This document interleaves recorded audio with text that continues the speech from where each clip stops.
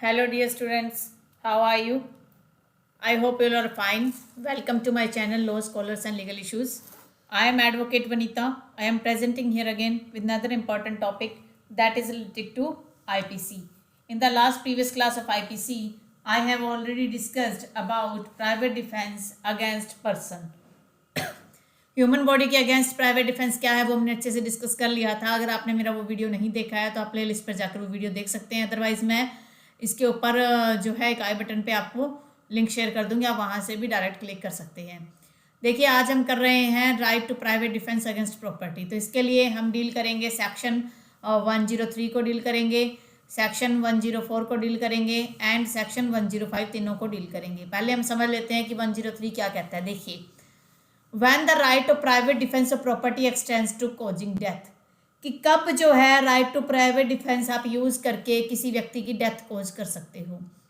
सबसे इंपॉर्टेंट चीज, हमें सेक्शन 99 में जो कुछ एक्सेप्शंस दिए गए हैं, अपवाद दिए गए हैं, उनको छोड़कर, जो रिस्ट्रिक्शंस दी गई हैं उनको छोड़कर आप right of private defence of property का एक्सटेंड होता है to the voluntary causing of death और of any other harm to the wrongdoer. जो रॉन्ग डोर है, जो अग्रेसर है, अब उस व्यक्ति के अगेंस्ट आप क्या क्या एक्ट कर सकते हो, किन मैटर में कर सकते हो, कौन से ऑफेंसेज है जहां पर आपको छूट मिली हुई है। If the offence the committing of which or the attempting of commit which occasions the exercise of right be an offence of any of the description hereinafter enumerated, namely, कि मान लीजिए सामने वाला व्यक्ति आकर आपके against कोई ऐसा एक्ट करता है, एक ऐसा ऑफेंस करता है जो इन 4 ऑफेंसेज में से एक ऑफेंस हो, तो आपको right to private defence in case of property जो है कॉजिंग डेथ तक का भी मिलता है। देखिए, फर्स्ट पॉइंट है रोबरी। अगर कोई व्यक्ति आपके घर रोबरी करने आया है तो आप उसकी डेथ कोज कर सकते हो। हाउस ब्रेकिंग बाय नाइट है, रात में कोई आपके घर में घुस रहा है, उसके लिए आप कर सकते हो। Mischief by fire committed on any building, tent और वेजल, कोई भी ऐसी बिल्डिंग है, टेंट है, कोई वेजल है, वेजल का मतलब होता है जैसे समुद्री जहाज वगैरह, तो उस पर कोई ऐसी मिसचीफ कर रहा है वो व्यक्ति जिस जो फायर जला रहा है, फायर से आपको जलाने का प्रयास कर रहा है। विच बिल्डिंग, टेंट और vessel used as a human dwelling, the important point is used as a human dwelling. अगर वो व्यक्ति विशेष के लिए या किसी मानव के रहने का स्थान है और as a place for the custody of the property, या वो उस प्रॉपर्टी पर कब्जा करना चाहता है, उसकी कस्टडी लेना चाहता है, तो जो है आपका right to private defence extends to causing death हो जाएगा। उसके अलावा कोई थेफ्ट कॉज कर रहा है, कोई मिसचीव कर रहा है और हाउस ट्रेसपास कर रहा है, अंडर सच सर्कमस्टेंसेस, वो ऐसी सर्कमस्टेंसेस, ऐसी परिस्थितियां होनी चाहिए कि जहां पर आपको अप्रीहेंशन, इस बात का एक डर हो, अप्रीहेंशन का मतलब एक खतरा हो, डेथ और ग्रीवियस हर्ट हो सकती है उससे, तो आपका राइट टू प्राइवेट डिफेंस होगा। If such right of private defence is not exercised, अगर आपने नहीं एक्सरसाइज किया तो आप कर सकते हो। कहने का मतलब है कि एक नॉर्मल व्यक्ति आपके घर में आता है थेफ्ट करने के लिए, कुछ भी उसके पास वेपन नहीं है, तो आपका right to private defence causing death नहीं होगा। राइट टू प्राइवेट डिफेंस तो होगा बट कॉजिंग डेथ नहीं होगा, आप डेथ कॉज नहीं कर सकते।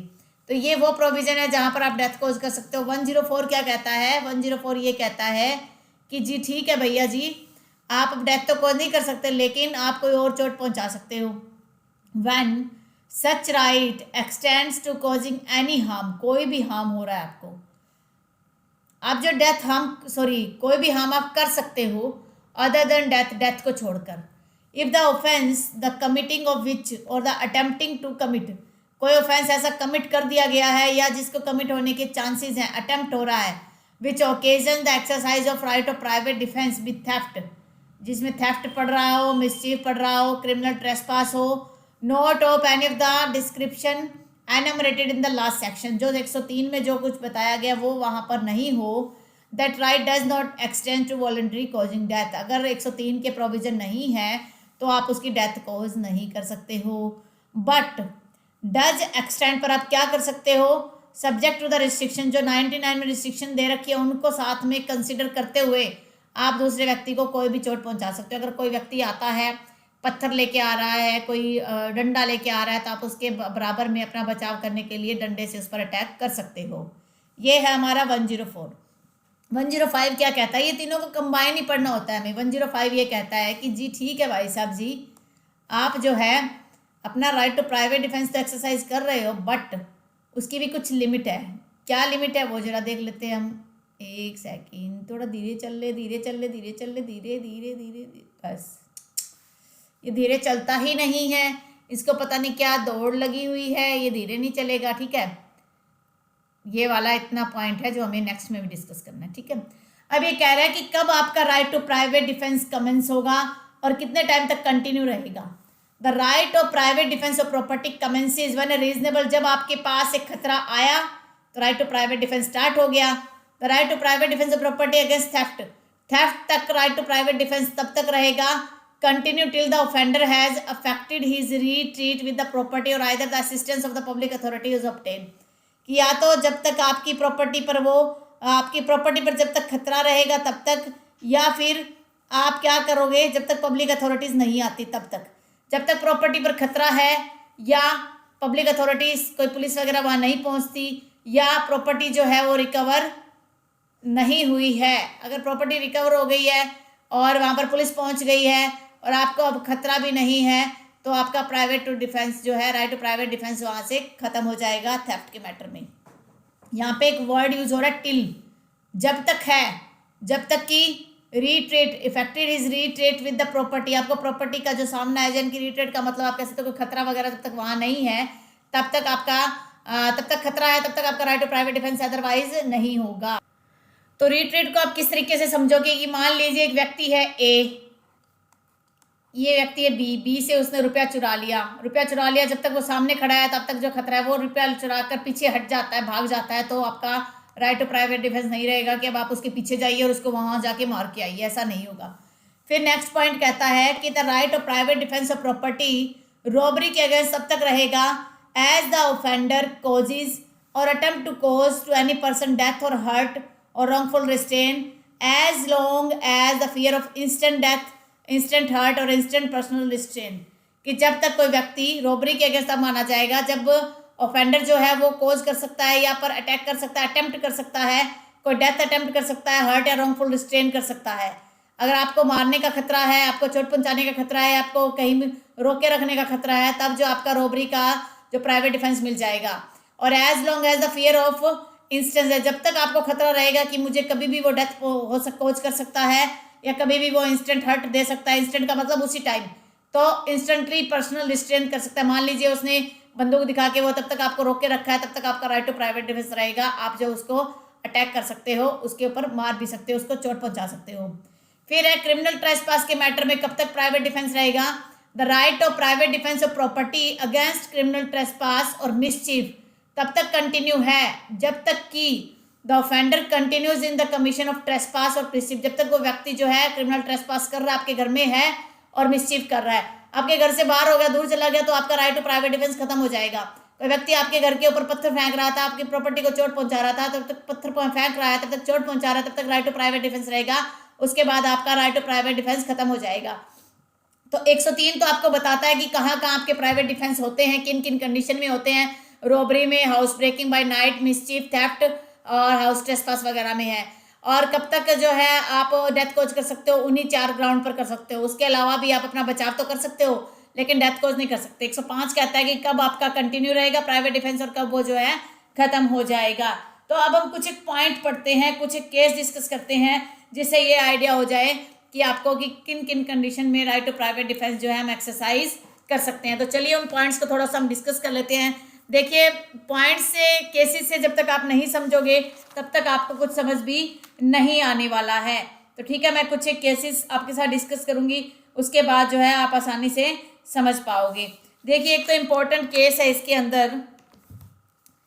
एक सेकंड, पहले हम डिस्कस करेंगे थेफ्ट के रिगार्डिंग, रॉबरी के रिगार्डिंग। पहला हमारा क्या है, रॉबरी या थेफ्ट, किसी को भी ले लेते हैं। चलो पहले छोटे कम ग्रेव जो ऑफेंस उनको लेते हैं, थेफ्ट की बात करते हैं। थेफ्ट के लिए वो क्या कह रहा था कि सेक्शन 105 आपको क्या कहता है कि कब तक आपका राइट टू प्राइवेट डिफेंस है, जब तक वो व्यक्ति क्या नहीं करता, टिल वर्ड यूज हुआ उसमें। Till first point, recovery of property, आपने जो प्रॉपर्टी वो चुरा के लेके गया वो तब तक आपने रिकवरी नहीं की, तब तक आप उसके पीछे जाके उसको बचा सकते हो प्रॉपर्टी को। सेकंड पॉइंट ये कहता है कि public authority, protection from public authority, protection from public authority. अगर आपको प्रोटेक्शन मिल जाती है तो नहीं होगा, टिल, जब तक कि। थर्ड पॉइंट ये कहता है कि रिट्रेट द ऑफेंडर।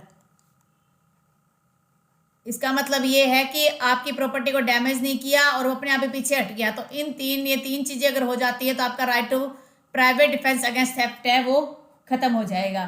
तो इसके लिए एक लैंडमार्क केस है जिसको थोड़ा सा डिस्कस करना इंपॉर्टेंट हो जाता है। What the landmark case says, देखिए, the name of the case is Amar Singh.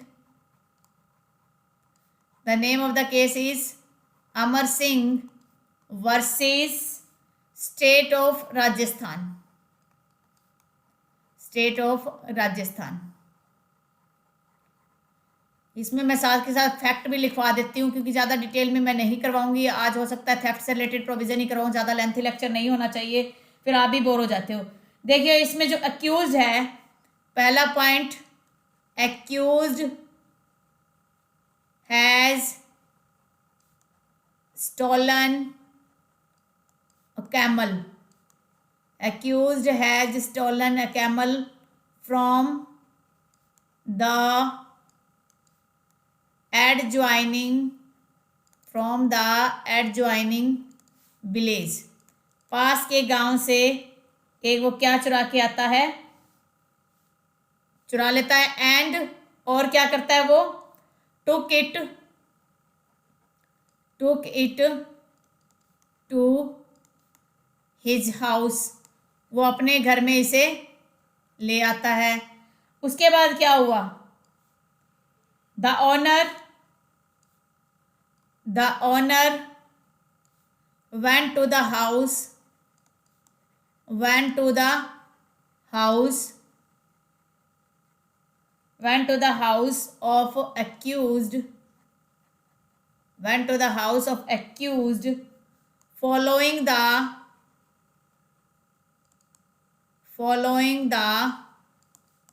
footstep of camel के पैरों के निशान के पीछे पीछे वो आ जाता है।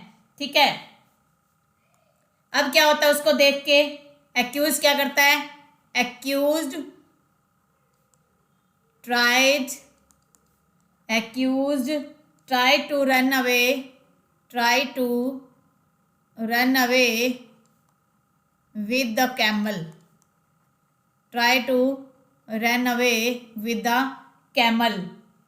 और and the owner tried to stop him, वो उसे रोकने का प्रयास करता है। ठीक है, तो रोकने का प्रयास करता है, तो अब वो क्या करेगा, वो तो देख भाग रहा है, तब वो क्या करेगा, ही इन्फ्लिक्टेड, एक सेकेंड पेन चेंज कर लेती हूँ मैं, ही इन्फ्लिक्टेड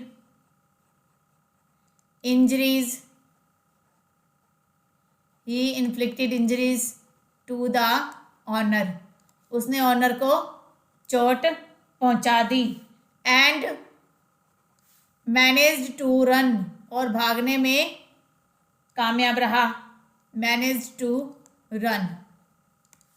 नाउ क्या हुआ, case was registered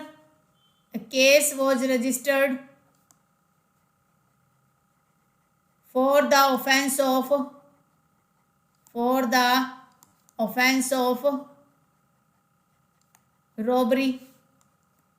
the offense of robbery, ठीक है, and the accused pleaded right to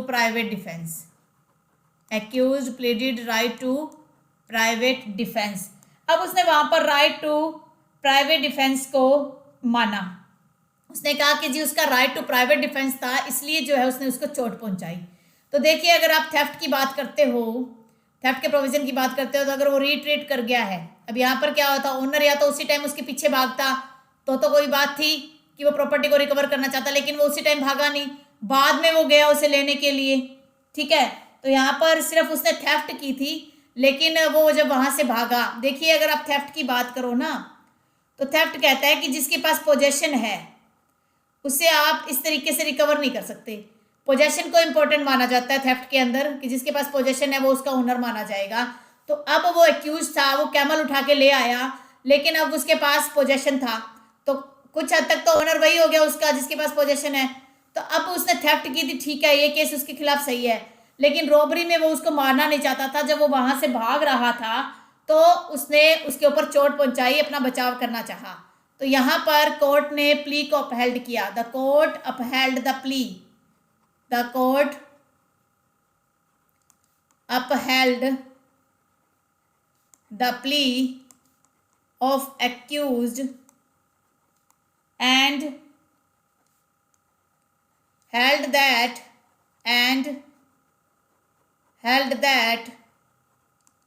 the case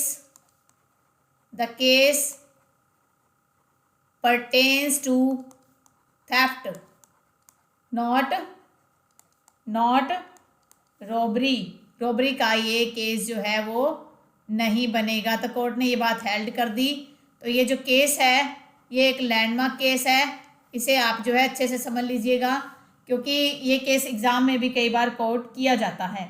ठीक है, तो यहाँ पर क्या था कि कोई भी रीजनेबल एप्रीहेंशन ऑफ डेथ तो था ही नहीं, लेकिन वो वहां से भागना चाहता था, तो उसकी वो रॉबरी जो है यहाँ पर कमिट नहीं मानी गई, और कोर्ट ने ये कह दिया कि नहीं नहीं जी, ये रॉबरी की कैटेगरी में फॉल नहीं करेगा। तो थेफ्ट और रॉबरी को आपने अच्छे से समझ लिया कि इस एक पॉइंट में ही आपने थेफ्ट और रॉबरी को अच्छे से समझ लिया है। तो इससे ज़्यादा इसमें कुछ भी और डिटेल में करने वाली चीज़ नहीं है। सबसे इम्पोर्टेंट जो टॉपिक जो डिस्कस करेंगे हम नेक्स्ट क्लास में, वो होगा क्रिमिनल ट्रेसपास। क्रिमिनल ट्रेसपास से रिलेटेड काफ़ी कन्फ्यूजन रहता है कि कब क्रिमिनल ट्रेसपास माने जाएगा और कब नहीं माना जाएगा, तो उससे रिलेटेड जो है हम नेक्स्ट क्लास में डिस्कस करेंगे। तो आज का लेक्चर हम यहीं फिनिश करते हैं। मैं आशा करती हूँ कि आपका आज का लेक्चर जो है अच्छे से समझ में आ गया होगा। अगर आपको आज का लेक्चर अच्छे से समझ में नहीं आया है तो जो है आप मुझे कमेंट करके बता दीजिए, मैं दोबारा से रिवाइज करवा दूँगी। और अगर आप मेरे चैनल पे न्यू हो और फर्स्ट टाइम इस वीडियो को देख रहे हो, तो मैं आपसे रिक्वेस्ट करती हूँ कि आप मेरे चैनल को सब्सक्राइब कर लीजिए और मेरे इस वीडियो को लाइक कीजिए और अपने दोस्तों में भी शेयर कीजिए, जिससे उनको भी इससे काफ़ी हेल्प मिलेगी और मेरे चैनल को भी थोड़ा सा ग्रोथ होगा। कोरोना के इस टाइम पीरियड में आप अपने फैमिली मेम्बर्स का, अपने नेबरहुड का ध्यान रखिए। Stay home, stay safe, stay healthy. Thank you for watching and have a nice day.